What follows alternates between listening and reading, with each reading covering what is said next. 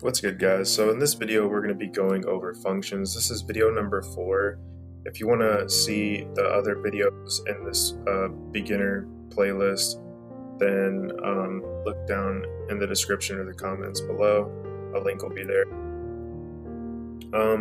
So we're going to be going over functions for this video, what functions are, how do we use functions.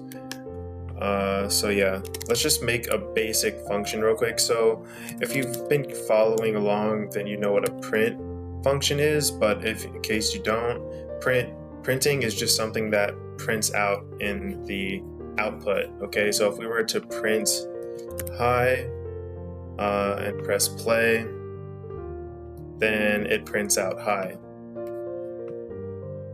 Now that is a built-in function that Roblox has. Built-in functions are for another video, but we're just going to create our own print function.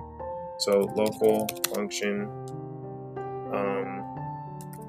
print my name, and then we're going to go player, and then we're going to say print player.name. Okay, and now we're going to call this function, but we need to pass in the player.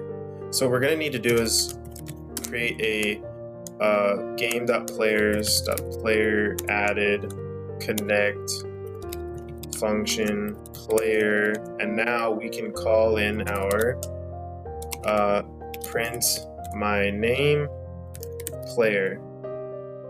So let's go ahead and do that. So this function is going to be ran when our player is added to the game, and it printed our player. Okay, so we're able to use this function from creating it, but we're able to use it later on in our script, but we have to call it, and this is calling it. You simply just have the name. I could also make it a variable or whatever, but we're not returning anything, and that's a later video. So this is how you would create a function, unless you want to remove the local, and then you could put this below it, and it'll still work, but not necessarily the cleanest code, and it really depends on what you're working on at the time.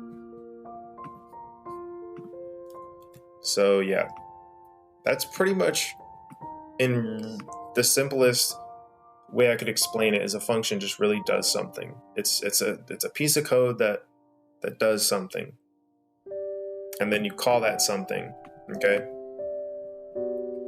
and I'll see you guys on the next one. Peace.